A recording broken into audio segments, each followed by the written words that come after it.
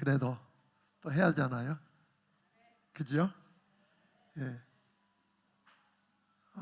오늘 이미 앙상블 팀에 의해서 은혜는 다 받았고 오늘 성경 대탐험, 분위기가 좀 달라졌지만 성경 대탐험 느헤미야 편, 우리 느헤미야 1장부터 5장까지 있는 말씀을 통해서 큰 일을 시도하고 이룬 사람,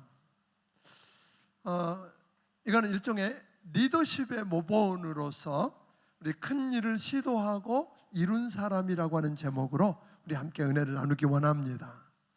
우리가 그동안 에스라서를 공부하면서 하나님께서 에스라 선지자를 통해서 하신 말씀을 성취하기 위해서 하나님을 떠나 범죄했던 그 백성 유다를 징계하고 심판하기 위해 사용했던 바벨론을 하나님이 무너뜨리고 새롭게 일으킨 페르시아 제국의 고레스 왕의 칙령을 통해서 BC 538년에 스룹바벨과 예수와의 인도하에 하나님의 성전을 다시 짓고 유다 민족을 재건하기 위해서 5만여 명이 귀환했던 1차 귀환을 우리는 보았어요. 주변의 반대와 방해 그리고 왕의 중단 명령으로 16년간 중단되었던 성전 제국이 페르시아의 다리오 왕 때 오히려 성전 재건을 위해서 왕실에 있는 소위 왕실 그 국고에서 재정을 대주면서 BC 516년에 학개와 스가랴 선지자의 그 말씀을 듣고 믿음으로 도전했던 저들을 통해서 성전이 재건되는 그 역전의 역사를 우리는 보았습니다. 그리고 성전이 건축되고 난 다음에 58년이 지난 소위 BC 458년에 약 한 1700여 명의 사람들을 우리가 데리고 아닥사스다 왕이 주는 많은 금, 은, 보화 이런 것들을 가지고 하나님의 말씀을 가르치고 개혁하기 위해서 에스라를 중심으로 2차 귀환하는 것을 우리가 보았습니다. 그런데 저들이 와서도 성벽을 무너진 그 예루살렘 성벽을 새롭게 건축하고 폐허가 된 그것을 재건해 보려고 하지만 그 방백이었던 르훔이라고 하는 사람하고 심세에 의해서 아닥사스다 왕에게 소위 성벽 재건을 뭐 하기 싫죠? 중단, 그런 거예요. 그만해. 이런 상황 속에서 몸부림쳐 보지만 주변에 있는 많은 적들 앞에서 무방비 상태로 황폐화된 채 정체성을 잃어버렸을 때 등장한 한 사람이 있습니다. 그게 느헤미야입니다.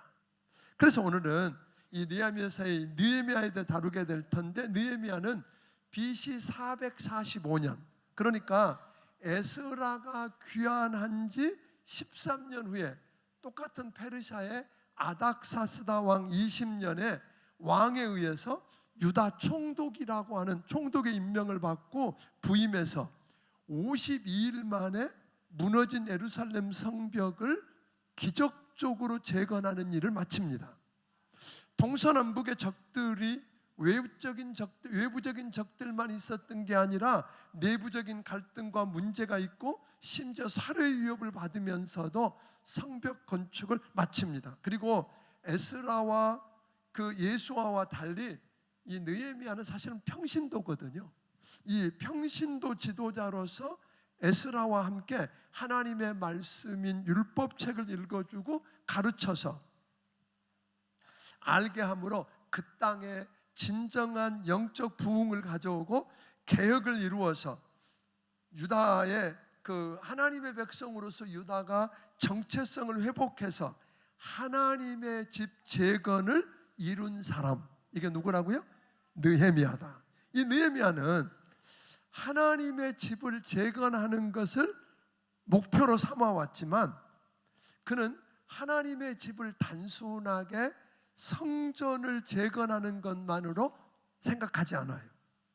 오히려 예루살렘 성전뿐 아니라 성벽을 재건하고 하나님의 말씀인 율법 공동체를 재건해서 백성이 그 말씀대로 사는, 하나님이 기뻐하시는 그런 공동체를 재건하는 것을 포괄적으로 생각해서 하나님의 집을 재건하는 일을 마치게 됩니다. 그러니까 느헤미야는 이런 크고 놀라운 일을 시도하고 하나님의 일인 그 크고 놀라운 일이 하나님께서 그 백성들과 함께 누구를 통해서?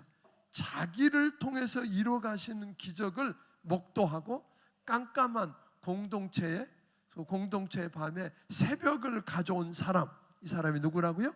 느헤미야다. 자, 그렇다면 이제 궁금해지는 거예요. 저는 이 느헤미야서를 이렇게 풀어갈 텐데, 느헤미야가 누군가 아는 이야기예요. 느헤미야가 누군가, 그 다음에 그 느헤미야가 어떻게 그 불가능해 보이는 크고 놀라운 일을 이루었는가, 그리고 2500년 전에 있었던 그 일이 오늘을 사는 나하고는 무슨 상관이 있는가. 3주에 걸쳐서 느헤미야를 공부하고 묵상하면서 배우고 은혜 받고, 느헤미야처럼 여러분과 내 앞에 산적해 있는 크고 놀라운 일이요 두려운 일들을 하나님께서 여러분과 나를 통해 이루어가는 기적을 목도하고 깜깜하고 어두운 이 시대에 새벽을 가져올 수 있는 여러분과 내가 되기를 고민해보는 그런 시간이 되기를 주의 이름으로 축원합니다. 자, 1장 1절을 한번 읽어보겠습니다. 1장 1절을 한번 읽습니다. 시작. 하갈야의 아들 느헤미야의 말이라. 아닥사스다 왕 제20년 기슬루월에 내가 수산궁에 있는데. 예, 여기 보니까 느헤미야를 누구라고 말했어요? 하갈야의 아들 느헤미야. 그러니까 느헤미야에 대해서 다른 정보가 없어요. 어디서 출생했다든지 뭐 고향이 어떻다든지 뭐 이런 이야기가 전혀 없이 하갈야의 아들 그렇게 이야기해요. 그러니까 느헤미야는 보니까 그 할아버지 때의 유다 땅에서 바벨론으로 포로로 잡혀온 그런 사람이죠. 그는 할아버지 때 잡혀와서 아버지에 의해서 이방 땅 바벨론의 포로로 잡혀온 땅에서 태어난 사람이 느헤미야예요. 근데 이 느헤미야라고 하는 이름의 뜻은 여호와는 위로하신다 그런 뜻이에요. 그러니까 그 이름을 통해서 하나님이 그 백성을 뭐하는 사람으로? 하나님이 위로하시는, 그 백성을 위로하기 위해서 쓰는 사람이라고 하는 의미를 포함하고 있는 걸 보게 돼요. 그러니까 이름 잘 짓는 것도 참 중요합니다. 뭐 끝순이 뭐 이렇게 뭐 이렇게 말자 뭐 이렇게 짓는 게 아니라 우리가 이름을 지을 때 좀 의미를 부여해서 짓고 그 아이들에게 끊임없이 하나님께 이름을 그 이름대로 네 이름의 뜻이 이런 거라고 이름대로 살면 어떠냐고. 그런 걸 이제 이름은 멋지게 지어놨는데 보니까 성경 이름을 지어놔 요셉이라고도 짓고 다니엘이라고도 지어놨는데 이름값 못하고 사는 사람도 꽤 많더라고요. 그러니까 그런 사람들에게 좀 부탁은 이름을 지어줬으면 이름의 의미가 뭔지 그래서 네가 어떻게 살아야 되는지를 끊임없이 가르치고 교육해서 이름값을 제대로 하게 하는 것도 의미가 있겠다. 아멘. 그런데 이 느헤미야는 이방 땅에서 태어나서 자랐지만 그 이방 나라에서 상당히 출세한 사람이에요. 페르시아 왕을 지근거리에서 모시면서 모든 걸 의논하고 나눌 수 있는 술관원. 요즘 우리가 술관원 그러면 좀 이상하지만 요즘으로 말하면 왕과 모든 이야기를 나누고 그 생명을 지켜줄 수 있는 비서실장이나 장관 정도로 왕이 굉장히 신이 많은 사람이 누구다?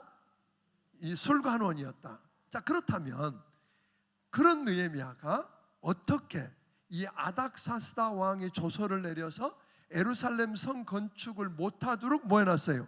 명령을 내렸고 그 땅 주변에는 예루살렘 성이 건축되는 걸 극렬하게 반대하는 사람들이 있었는데도 불구하고 52일 만에 기적 같은 역사를 통해서 그 성벽을 건축하고 그 땅에 영적 부흥을 가져오고 그냥 그렇게 조용하게 사라질 수밖에 없었던 그 백성들을 하나님이 기뻐하시는 사람으로 정체성을 회복해 놓을 수 있었겠는가 하는 이야기입니다.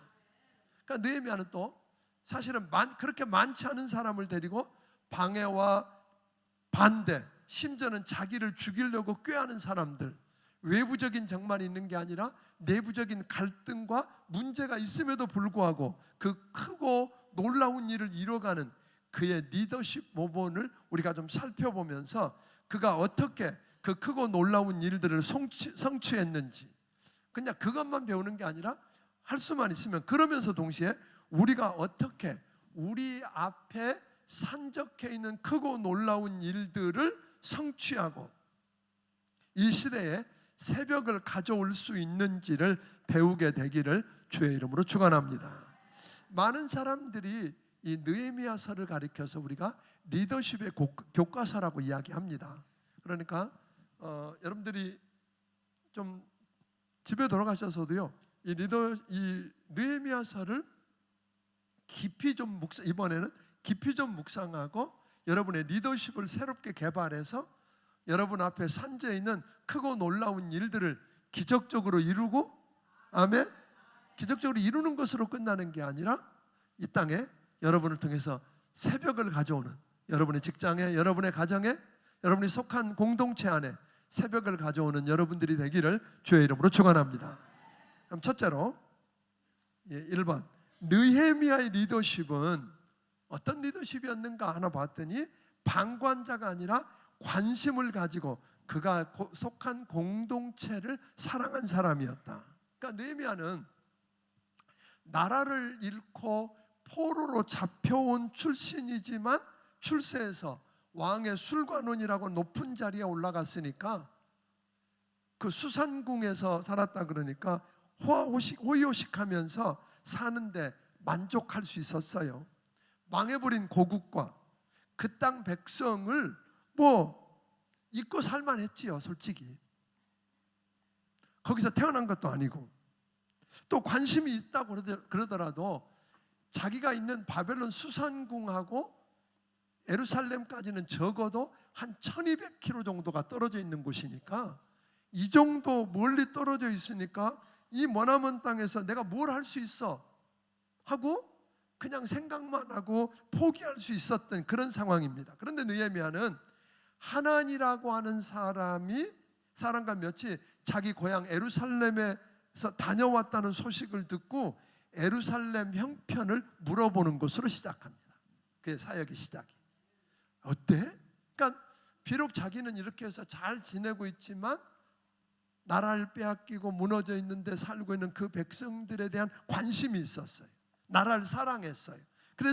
그랬더니 그곳에 있는 사람들이 환난을 당하고 능욕을 받고 성은 회파되어 있고 성문은 불타버린 채 아주 그 땅은 황폐되어 있다 하는 말을 듣습니다. 이때 느헤미야의 첫 번째 반응은 앉아서 울고 슬퍼합니다. 그들에게 관심이 있고 그들을 사랑하니까 기가 막혀서 그 소식을 듣고 안타까워서 울고 슬퍼요. 근데 여기까지는 우리가 보통 할 수 있죠. 여러분들이 어떤 안 좋은 이야기를 듣고 그래서 안타까워서 울고, 그렇지 않은 사람도 있겠지만 나하고 상관없다 그러지만, 그러나 조금만 마음 있는 사람이면 함께 안타까워하고 울고 슬퍼할 수 있어요. 그런데 울고 슬퍼하는 것으로 끝내면 무슨 일이 이루어질까요? 아무 일도 안 일어납니다. 그걸로 끝난다면. 그는 울고 슬퍼하는 걸로 끝내는 게 아니라 금식하며 하나님께 기도하기 시작합니다. 느헤미야는 그가 믿는 하나님은 크고 두려우신 하늘의 하나님이다. 그리고 그 하나님은 주를 사랑하고 언약을 지키는 자를 위해서 언약을 반드시 지키시고 긍휼을 베푸시는 분이다. 이렇게 알고 있었던 거예요. 그러니까 그 느헤미야가 포로로 잡혀와 있었지만 그는 그곳에서 하나님의 말씀을 공부했고 그 말씀을 통해서 정체성을 잃어버리지 않은 사람이었다는 게 중요한 거죠. 자, 그렇지만 가만히 생각하면 그 하나님이 그런 하나님이고, 그렇지만 그 생각해보니까 죄가 있으면 하나님과 인간 사이를 가로막고 있다고 믿었던 거예요. 그래서 그는 민족의 죄를 직시하고 저 사람들의 죄 때문이라고, 그래서 우리가 어려움 당한다고 그러지 않았어요. 그들의 죄를, 민족의 죄를 마치 누구 죄 지은 것처럼 나와 내 아버지가 범죄한 것처럼, 마치 자기가 죄를 지은 사람처럼 민족의 죄를 끌어안고 그 하나님 앞에 금식하며 회개하기 시작했어요. 그리고 그는 그 죄를 범하면 하나님께서 흩어버리시지만 하나님께 돌아와서 회개하고 계명을 지키면 하늘 끝에 있을지라도 거기서 돌아와 하나님의 이름을 두게 하신 택하신 곳에 돌아오게 하시겠다고 하지 않았느냐면서 약속의 말씀을 딱 붙들고 그걸 이루어 달라고 지금 하나님 앞에 기도하는 거예요. 성경 대탐하는 이유 여러분 아시죠? 이렇게 공부해서 어디에 하나님의 어떤 약속의 말씀이 있고, 그래서 그 말씀을, 하나님의 말씀을 붙들고 그 말씀을 가지고 하나님 앞에 기도했다는 거예요. 그리고 느헤미야는 11절에 보니까 이제 내가 금식하고 기도했으니까 할 일을 다 했다, 그렇게 끝나지 않아요. 11절을 보면, 시간 있으면 좀 읽어보면 좋겠는데 그래도 읽어봐야 되겠네요. 자, 한번 읽어보겠습니다. 시작. 주여 구하오니 귀를 기울이시사 주의 이름을 경외하기를 기뻐하는 종들의 기도를 들으시고 오늘 종이 혈통하여 앞에서 은혜를 입게 하옵소서 하였나니 그때에 내가 왕의 술관원이 되었느니라. 이게 무슨 이야기예요?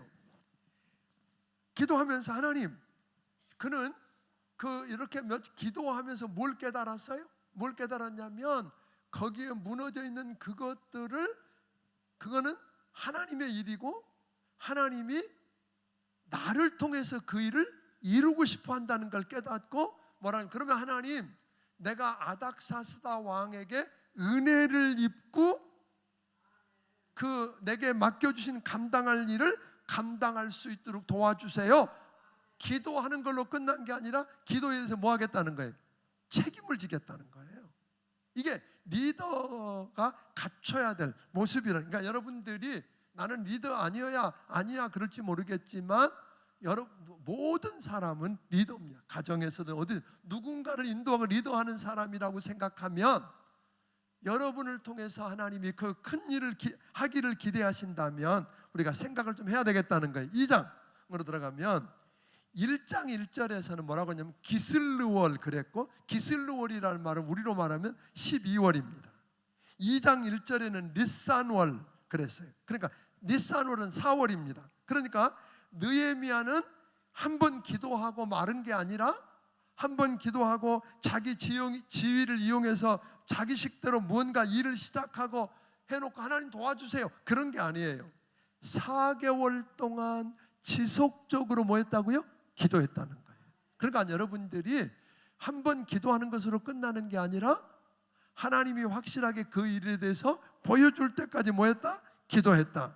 또 느헤미야는 기도를 통해서 하나님의 일을 그가 이룰 비전이다, 그렇게 합니다. 이 일은 하나님께서 나를 통해서 이루시기를 원하는 나의 비전이라고 받아들인 거예요. 그러니까 느헤미야가 아무리 왕과 가깝고 또 대면할 기회가 많다고 하지만 아닥사스다 왕이 그 땅의 방백인 르훔과 심세 같은 악의적이고 모함에 찬 보고에 따라서 제국의 이익에 반대된다고 아닥사스다 왕이 뭐 했어요?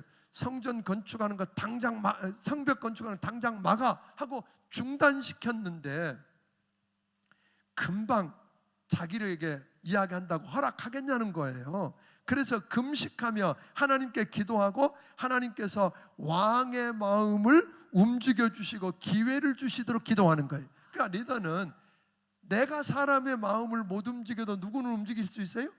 하나님은 움직일 수 있다는 거예요. 잠언 21장 1절을 한번 읽어보겠습니다. 아마 이 느헤미야가 이 구절을 알았던 것 같아요. 같이 읽어보겠습니다. 시작. 왕의 마음이 여호와의 손에 있음이 마치 붓볼과 같아서 그의 의미로 인도하시느니라. 여러분 이걸 믿습니까? 이 말씀을? 왕의 마음이 누구 손에 있다고요? 하나님 여호와의 손에 있으니까 하나님이 마치 보의 물과 같이 임의로 인도하신다. 그러니까 여러분 기도하게 되면 내 힘으로 불가능한 일도 불가능한 사람도 하나님은 뭐 할 수 있다? 바꿀 수 있다. 죽어도 우리 남편 안 변해. 천만의 말씀이요. 나는 못 바꿔도 우리 마누라, 우리 아이, 우리 아버지, 우리 사장 아니요. 누구는 바꾸실 수 있다? 하나님은 바꾸실 수 있습니다. 그걸 믿고 기도한 거예요. 그랬더니 어느 날 왕이 생각지도 않았는데 느헤미야를 보고 야, 너 본래 병 없는데 왜 그렇게 얼굴에 수심이 가득해? 근데 이게 심각한 이야기예요. 왕의 그 당시의 법은 왕의 술관원은 왕을 기쁘게 해야 되는 사람이니까 근심을 띠거나 이러면 뭐예요? 당장 쫓겨나는 거예요. 징계를 받는 거예요. 그리고 그 자리에 들어올 수 없는 거예요. 그런데 너 왜 이렇게 근심이 있니? 라고 야단치는 게 아니라 근심거리가 뭐냐고 묻는 거잖아요. 누가 하셨어요? 하나님이 하신 거예요. 기도했기 때문에. 그때 왕이 이해할 수 있는 말로, 동정할 수 있는 말로예요. 그냥 가서 성벽 우리나라 뭐쩌고 이런 이야기 한 게 아니라 우리 조상의 묘실이 있는 그 성읍이 황폐되고 무너져 있는데 제가 어떻게 근심하지 않을 수 있을까요? 그렇게 이야기하거든요. 그랬더니 왕이 뭐라 그래요? 그럼 내가 뭐 해줄까? 그런 거잖아요. 그럼 여러분 같으면 뭐라 그러지? 아싸, 기회가 왔잖아요. 그러니까 막 쏟아놓을 텐데 느헤미야가 뭐라 그래요? 내가 너한테 뭐 해줄까? 그랬더니 하늘의 하나님께 묵도하고. 이 말은 착각하지 마세요.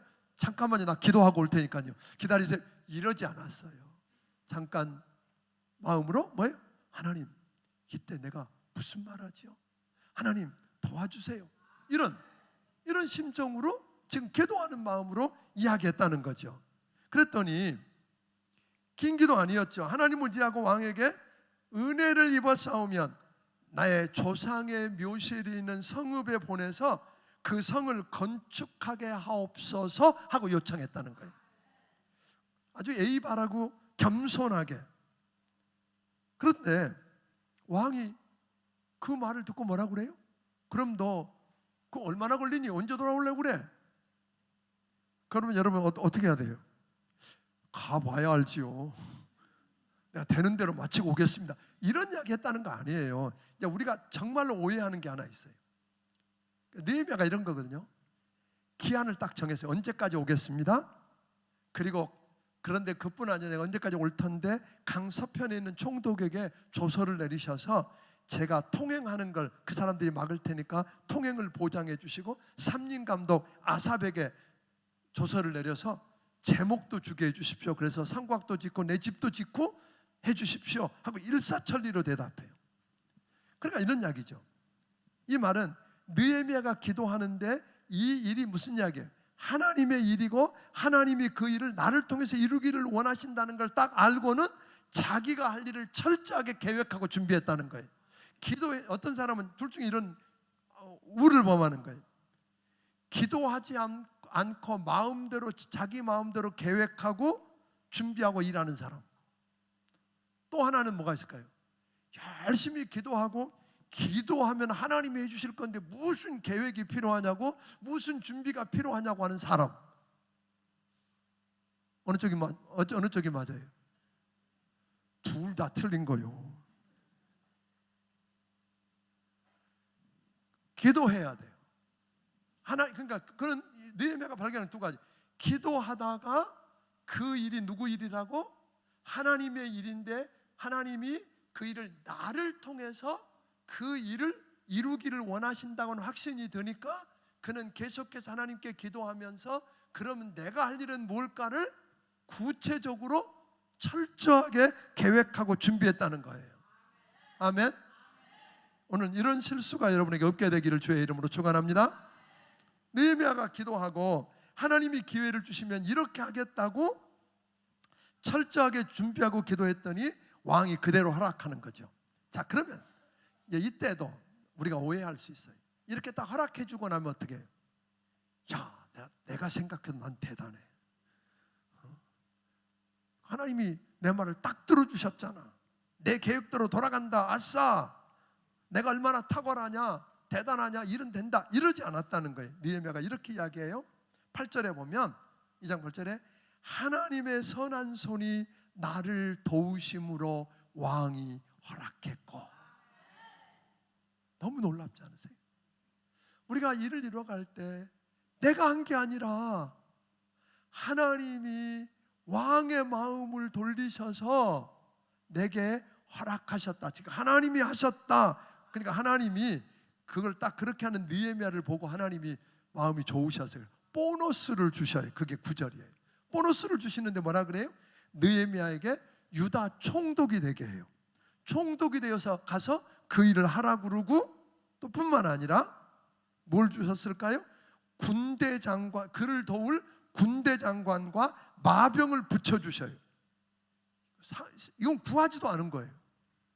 그래서 아주 당당하게 총독으로 지금 예루살렘에 금이 환영합니다.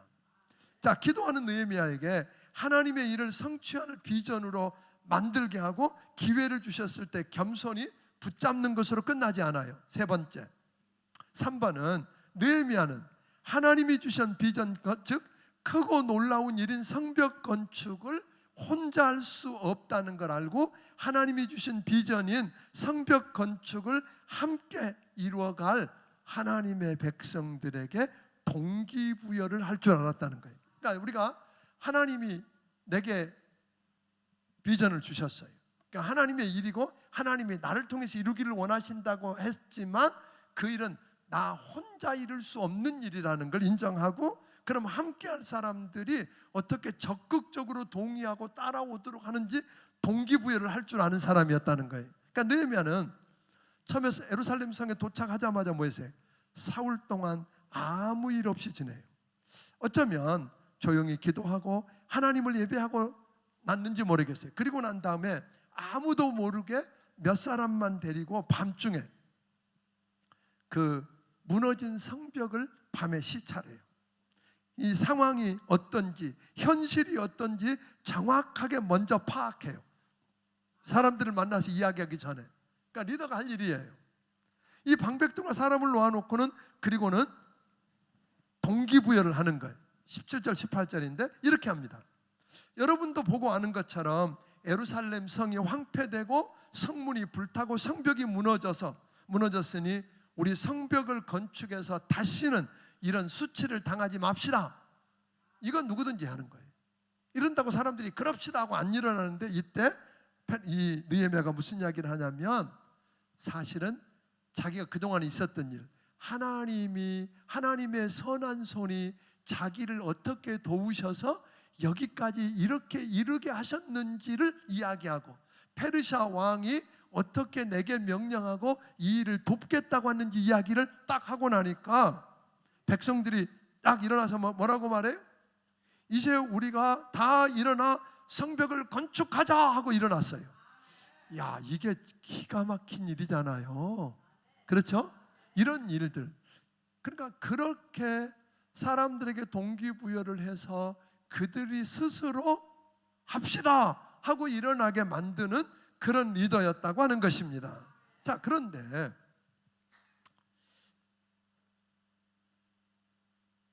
네 번째로 느헤미야는 성벽 건축을 그냥 건축하는 일로 보지 않았다는 거예요.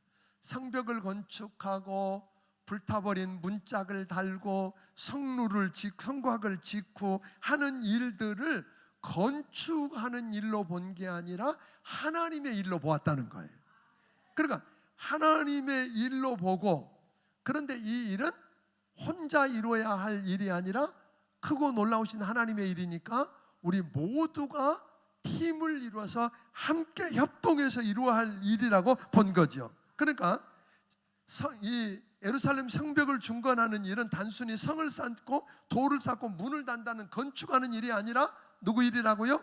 하나님의 일. 그러니까 느헤미야는 예루살렘 성을 재건하는 일을 주의 역사와 하나님의 일인데 우리를 통해서 이루시기를 원하시는 하나님의 비전이다, 이렇게 정의한 거예요. 그러니까 더 귀하고 덜 귀한 일이 없는 거예요. 더 중요하고 덜 중요한 일이 없는 거예요. 흙을 쌓고 돌을 쌓고 흙을 메우고 문을 만들고 문을 다는 일, 모든 것이 다 누구의 일? 하나님의 일이고 우리에게 맡겨서 이루시기를 원하시는 하나님의 비전이기 때문에 특별한 몇 사람이 아니라 우리 모두가 협동해서 함께 이루어야 할 일이라고 생각을 한 거예요. 그러니까 느헤미야는 약 40에서 41개 팀을 구성해요. 재밌어요. 구역을 이렇게 성이, 예루살렘 성 지도 한번 보여주실래요? 아무리 급해도 보고 가요. 아까 여기가 이 수사라고 하는 데가 이게 수산궁이에요. 그때는 이 수도가 4개가 있어요. 지난번에 이야기했던 엑다파나, 그 고레스 왕의 조서를 발견했던 엑다파나라든지 바벨론이라든지 또 그 페르세폴리스라고 하는 이런 곳까지 수도가 4군데를 두고 그 왕이 늘 이렇게 다 돌아다니면서 다스렸는데, 그 다음이요. 그 다음 예루살렘 성벽 나와. 사실은 예루살렘 성벽을 이렇게 쌓은 거예요.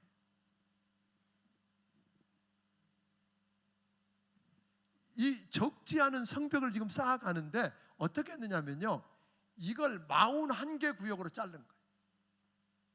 근데 대부분 41개 구역을 어떻게 잘랐느냐면, 내 집 앞에, 우리 동네면 우리 동네에 있는 사람들, 우리 가족들과 동네에 있는 사람들이 중심인데 그 앞을, 또 동네만 그렇게 연결이 안 되니까, 예를 들면 제사장은 하나님께 제물을 드리는 제물이 들어오는 양의 문, 그러니까 자기의 사역과 관련 있는 곳. 그러면 이제 사역과 관련도 없고 동네도 없는 곳이면, 그런 곳이면 성 밖에 살고 있었던 여러 사람들을 데려다가 그 일을 하게 했어요. 그래서 모든 성을 이렇게 한꺼번에 41개로 저걸 나누어 가지고 동시에 일이 진행되게 만들었던 그런 사역이에요. 자, 그렇게 보고, 그렇게 이제 나누고 난 다음에 또 하나는, 거기에는 귀족도 권력자도 부녀자도 다 참여했어요. 가족이 전체 참여했어요. 성 북쪽, 서쪽, 남쪽, 동쪽 온 백성이 참석해서 온 성 전체가 일제히 쌓아 올라가는 그런 형태였어요.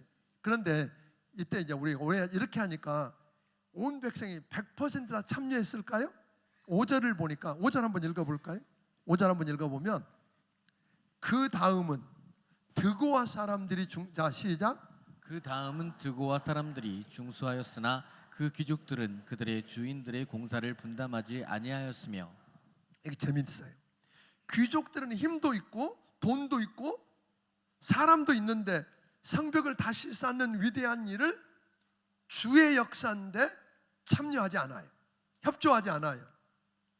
그런데 참여하지 않고 협조하지 않고 비판만 하는 사람들이 있기 때문에 영향을 받아서 크고 놀라운 주의 일이 중단됐을까요? 그러지 않아요. 하나가 안 됐다고 방관하고 말만 하는 사람이 있다고 실망하고 큰일 났다고 절망할 필요 없다는 거예요. 그런 자가 기억해야 될 게 있어요. 이것은 단순히 성벽 쌓는 일이 아니라 뭐라 그러죠? 아까 누구의 일이라 그랬죠? 주의 일. 그랬어요. 주의 일. 주의 역사. 주의 역사에 담붙지 아니하였더라.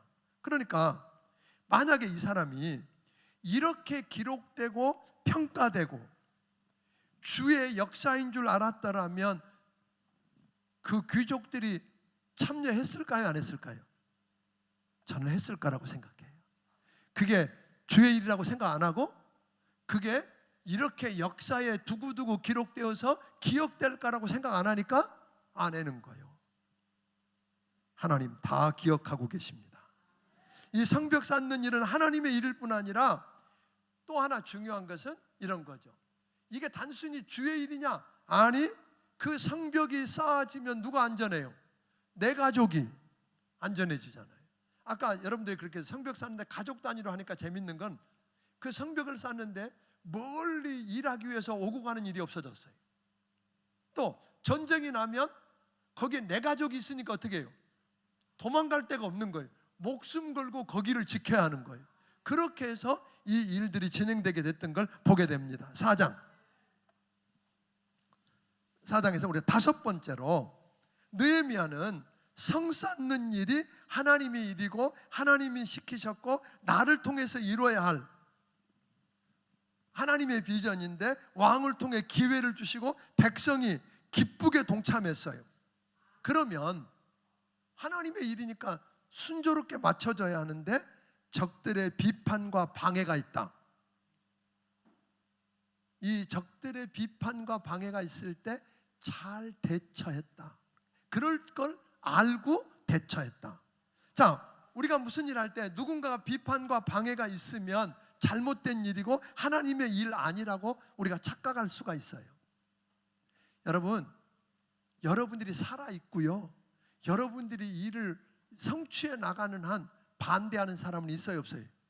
있습니다. 반드시 있습니다. 마귀는요, 크고 놀라운 하나님의 일이 성취되어 가는 걸 그런 꼴을 못 봅니다.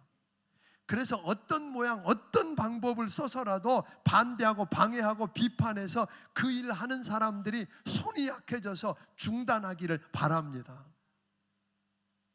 낙담하고 포기하고 무너지기를 바라기 때문에 하나님의 크고 놀라운 일인 성벽 건축을 반대하고 방해한 자들의 시작을 보면 2장 10절에 이런 이야기가 나와요. 호론 사람 산발락과 암몬 사람 도비야. 그러니까 이 두 사람이 느헤미야가 왕의 명령을 따라서 예루살렘 성벽을 건축해서 예루살렘이 다시 흥왕하게 할 사람 왔다, 이 말 듣고, 죄송해요, 지금 제가 목이 이제 한계가 왔다고 그래요. 그래서 제가 주일날 지난번에는 이제 12시 예배만 영상을 나가니까 아직은 영상이 좀 서툴렀고, 그러니까 나 10시로 옮겨야 될까 봐 그런 사람이 있대. 그래서 어떨 때는 10시에도 할 겁니다. 그리고 하여튼 제가 3번만 하려고 그럽니다. 그것도 많습니다. 지금 이 목이 데모합니다. 그래도 많이 좋아졌지요? 기도해 주세요. 아멘. 자, 그러니까 이 호론 사람 산발락과 도비야가 그 말 듣고는 화가 났어요. 속이 상했어요. 그리고 걱정이 됐어요. 왜? 그게 예루살렘 성이 다시 쌓아지고 그 사람들이 힘을 얻고 하나님께 예배 제대로 드리고 하나님 말씀대로 살면 힘이 생기고, 그러면 자기들이 그 주변에 있는 사마리아라든지 암몬이라든지 아라비아라든지 또 그 블레셋 이런 나라들이 늘 어려움을 겪었으니까 그걸 긋고 말리려고 했던 거예요. 그런데요, 처음에는 두 사람으로 시작했어요. 그런데 보세요, 그래도 성벽 건축하는 일을 일어나 계속 하려고 하니까 2장 19절에 보면 이게 하나님의 일이냐 뭐냐 이런 거 따지지 않아요. 난 도움 안 된다고 생각하는 사람들이 또 몰려들어요. 거기는 누가 더 곁들여지냐면 산발락과 도비야 다음에 아라비아 사람 게셈이 붙어요. 이상해요. 비판하고 하는 데는 사람이 붙게 돼 있어요. 또 그 한두 사람으로 끝나지 않아. 거기에 그러니까 비슷한 성향을 가진 사람들이 꼭 붙게 되어 있어요. 그렇게 와가지고 시비를 거는 거예요. 뭐라 그러냐면 처음에는 야, 너희들이 뭘 해? 비웃고 업신여기고 말도 안 되는 소리를 해요. 너희들 그거 하는 게 왕 배반하려고 반란 일으키려고 하는 거지. 그래서 겁을 주는 거예요. 너 왕의 귀에 들어가면 어떻게 되는지 알지? 하고 말도 안 되는 소리를 하고 시비를 겁니다. 그래도 하나님의 일인 성벽 재건하는 일이 진행되니까 산발랏이 사마리아 군대를 모아놓고 쟤까지 것들이 뭐 하루에 다 하겠어? 막 이렇게 이제 시비를 걸고 비하하니까 도비야가 그거 저들 성 지어봐야 여우가 올라가도 무너질걸요? 뭐 이런 식으로 얼마나 자존심을 무너뜨리고 비아냥거리고 하는 일들을 계속합니다. 6절에 보니까 그래도 성이 건축되어서 전부 연결되고 절반쯤 되니까 이제 비방하고 반대하고 비판하는 것으로 끝내지 않고 저들이 더 몰려들어요. 산발랏, 도비야, 아라비아 사람들, 암몬 사람들, 아스도 사람들. 이 말은 뭔 줄 아세요? 예루살렘의 북쪽 사마리아, 암몬 동쪽, 그 다음에 아라비아 남쪽, 그 다음에 아스돗은 블레셋 쪽이니까 서쪽, 동서남북을 다 에워싼 사람들이 에워싸고 반대하고 말로 안 되니까 이제 가서 치고 요란하게 하자, 전쟁을 일으켜서라도 못하게 하자, 이렇게 나선 거예요. 이들의 목적은 뭐예요? 하나님의 크고 두려운 일들을 하는 자들의 손에 힘이 빠지도록, 힘을 잃도록, 낙담하고 두려워하고 무너져서 아무래도 안 되겠어 하고 포기하도록, 지금까지는 잘 지냈는데 괜히 저들하고 적적하면서 그렇게까지 할 거 뭐 있어, 우리가 나 하지 말자, 이렇게 하려고 하는 게예요. 이때 그러면 이제 중요한 것은 이런 외부적인 적들에 대해서 느헤미야는 어떻게 대응했는가. 첫 번째로 먼저 느헤미야는 기도합니다. 맞서 싸우고 싶은데 그러다가는 이 중요한 일을 못 이룰 것 같으니까 답답함과 괴로움과 좌절과 상처와 아픔을 다 하시는 하나님 앞에 다 쏟아놓고 기도하기 시작합니다.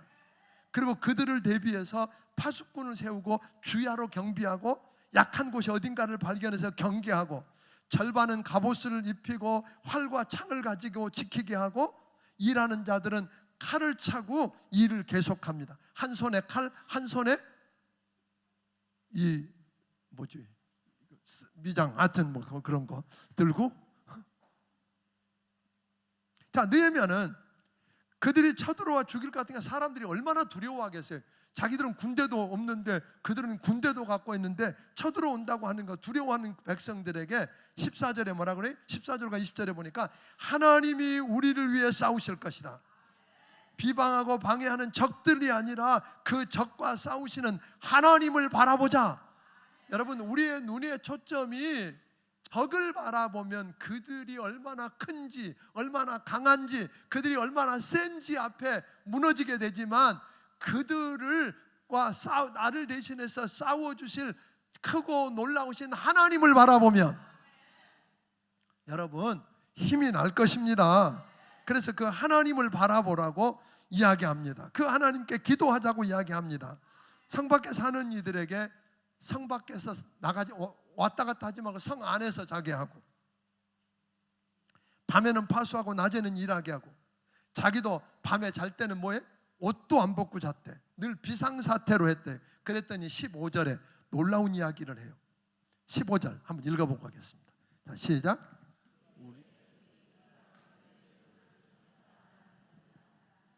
하나님이 그들의 꾀를 패하셨으므로 우리가 다 성을 돌아와서 각각 일을 하였는데. 여러분, 하나님이 저들의 꾀를 뭐 하셨다? 패하셨다. 그러니까 저들이 아이고 저놈들이 다 눈치채버렸네. 그러니까 쳐들어오지도 못하는 거예요. 그러니까 왜 하나님의 크고 놀라우신 일을 하는 사람들이 판단하고 반대하고 방해하는 것은 누구를 맡기신? 하나님의 일을 맡기신 누구하고 싸우겠다는 거예요? 하나님하고 싸우겠다는 거예요. 아멘.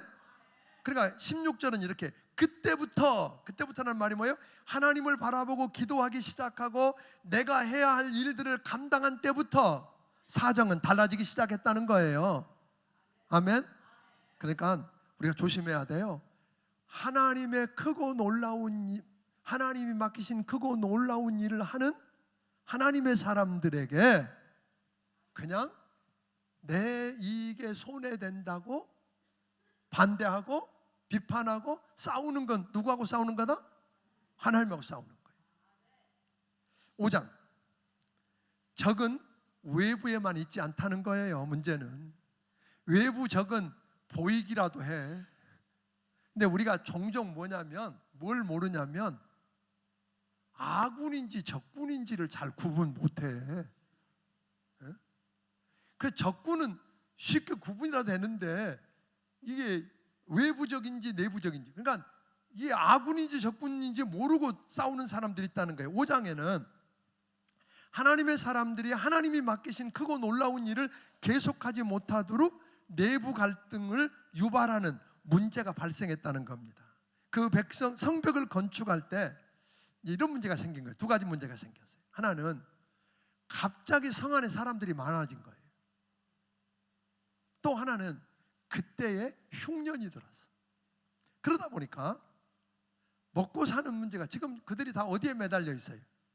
성벽 건축에 하나님의 일에 매달려 있느라고 먹고 사는 문제를 제대로 챙기기가 쉽지 않은 상황이에요. 그러다 보니까 어떤 일이 있어요? 그래도 거기 안에는 권력이 있고 부자고 귀족이 그런 사람들이 있어요. 그러니까 당장 죽게 생겼으니까 돈도 빌리고 음식도 빌리고 이렇게 하는 거예요. 빌렸더니 이자를 과하게 붙이네. 그러니까 그걸 못 갚으니까 누구 내놓으라 그래요? 자식을 내놓으래. 그리고 종으로 팔아먹어. 딸을 내놓으라 그러고 팔아먹고. 그 다음에 그거 안 되니까 그 다음에 뭐예요? 네 밭 있지? 포도원 있지? 그거 내놔. 그리고 그걸 저당 잡아. 그런데 더 심각한 문제가 생겼어. 나라가 그 페르시아 제국의 속국이니까 세금을 내야 되는데 세금이 과하니까 세금을 낼 돈이 없으니까 세금 내기 위해서 또 밭을 저당 잡고 포도원을 저당 잡아. 더 문제는 뭐냐면 그렇게 해서 빚을 졌는데 그 문제를 해결할 방법이 없는 거예요. 옛날에 여러분들이 우리 공부할 때 고엘이라는 거 보았어요. 기업 물을 자. 그러니까 내가 돈을 밭을 포도원을 넘겼는데 내가 못 저기 하면 누가 친척 가까운 친척이 대신 그것을 사서 기업을 잇게 하는 일들을 했는데 그럴 사람도 없다. 나는 의지하고 기댈 사람도 없다. 그러니까 뭐라는 거예요? 절망이죠. 이런 상태에서 내부 균열이 올 수밖에 없죠. 저들 때문에 우리는 뭐 이렇게 하는 이런 크고 놀라운 성벽 건축을 할 수가 없게 되는 상황이 왔습니다. 그때 6절부터 느헤미야 해법이 나오는데 이 말을 듣고 느헤미야가 크게 노하고 중심에 계획했다. 그렇게 이야기해요. 그 말은 무슨 말이냐면 거룩한 분노를 나타냈을 뿐 아니라 어떻게 해야 할지를 계획했는데 먼저 원인을 파악했어요. 이 원인이 뭐다? 보니까 저들이 하나님 말씀을 어기고 결국은 하나님의 말씀을 어긴 거였어요. 죄진 거예요. 형제에게는 이 일을 취하지 말라 그러는데 이자를 받은 거고 형제의 자식은 뭐예요? 노예로 종으로 팔면 안 되는데 팔은 거고 그러니까 그런 문제가 생겼다는 거죠. 그러면서 느헤미야가 이야기하는 거야. 야, 우리가 종 되었을 때 하나님이 우리를 어떻게 자유케 해주셨냐? 그거 생각 못하냐? 과거에 받은 은혜 한번 생각해봐. 또 하나, 또 너희가 종 되었을 때 아마 느헤미야가 힘으로 종 되었던 사람들을 풀어줬던 일들이 있었던 것 같아요. 자, 그런 일들 한번 기억해봐. 어떻게 하셨는지. 그리고 형제에게, 그러니까 이제 형제에게 이자 받는 일 그치고 밭과 포도원과 저당 잡히고 취한 돈, 곡식, 기름 이런 것들 돌려보내라. 그랬더니 그 귀족과 부자와 권력자들이 찔림을 받고 말씀대로 돌려보내겠다네요. 그걸로 끝내지 않았어요. 지금은 우리는요 회개할 때는 아멘 나 다 할게요. 근데 그 다음날 자고 났더니 어떻게? 그래서 느헤미야가 그렇게 못하도록 야 제사장 나오라 그래. 하나님의 제사장 앞에 가서 너 맹세해. 그래서 맹세해서 그 일을 지키도록 합니다. 이런 일들을 하면서 그런데 느헤미야가 이렇게 말한다고 다 듣습니까? 여러분과 다 들을 것 같습니까? 느헤미야의 말에 권위가 있었던 건 뭘까요? 느헤미야가 이런 이야기를 하는 거예요. 내가 총독으로 있은 동안 전에 있는 총독들처럼 나는 녹을 받지 않았어. 또 착취하지도 않았어. 내가 총독이고 힘이 있다고 내가 땅 사지도 않았어. 왜? 그리고 오히려 내 상에서 일하는 사람들 150명이나 내가 날마다 먹였어. 이유는 뭐냐면 해야 할 일이 너무 엄중하고 너무 큰 일이어서 너에게 부담이 너무 크기 때문에 부담 안 주려고 어려운 줄 알고 나 이렇게 했어 라고 이야기합니다. 자, 여러분, 그러니까 우리가 지도자는 먼저 바르게 사는 겁니다. 먼저 15번을 보이는 거예요. 그래서 그렇게 사는 모습 때문에 그 말에 힘이 있었어요. 그렇게 했더니 그리고는 느헤미야는 이야기합니다. 하나님을 증인으로 내세워요. 내가 행한 모든 일을 하나님 기억해 주시고 내게 은혜를 베풀어 주옵소서. 그거면 족하겠답니다. 그거면 족하겠답니다. 누군가가 알아주고 누군가가 안 해줘도 하나님이 살아계신 하나님, 크고 놀라우신 하나님, 지금까지 자기를 어떻게 인도하셨던 그 하나님이 기억하고 은혜 베푸시면 나는 아멘. 그래서 내부 갈등이 해결됐답니다. 그런데 또 한 문제가 있었는데 그건 다음 주에 계속합니다. 아니요, 정말 기대해 볼 필요가 있어요. 전 이 느헤미야를 공부하면서 제가 얼마나 부족한 리더인가, 지도자인가를 깨달으면서 울었습니다. 우리가 좀 새롭게 우리 자신들을 들여다보면서 우리를 훈련시켜서 크고 놀라운 일들이 여러분을 통해 계속 이루어지게 되기를 주의 이름으로 축원합니다. 기도하겠습니다. 하나님 앞에 10의 1조와 부활 감사의 물 드린 손길들이 있습니다. 하나님 아버지, 너무 고맙습니다. 오늘 부활주일 우리 주님 다시 살아나심을 감사하며 예수님이 부활하셔서 지금도 살아계시고 우리와 영원히 함께 하시기 때문에 아버지 그 하나님을 믿고 그 하나님을 인하여 믿는 믿음으로 능력 있는 삶을 살아가겠다고 고백하면서 칸타타를 통해서 하나님께 영광을 돌려드리고 오늘 말씀으로 우리를 도전하게 하신 하나님 감사합니다. 아버지 하나님, 말씀을 깨닫게 해주셔서 우리가 느헤미야 같은 지도력을 갖는 하나님의 사람들이 되게 하사 우리를 통해 큰 일을 이뤄가시는 역사를 경험케 하여 주옵소서. 귀한 사람들이 귀한 예물을 믿음으로 말씀에 순종하고 드렸사오니 말씀대로 축복해 주옵소서.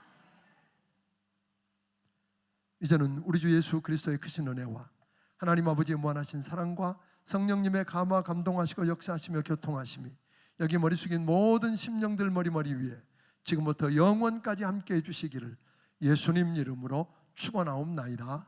아멘.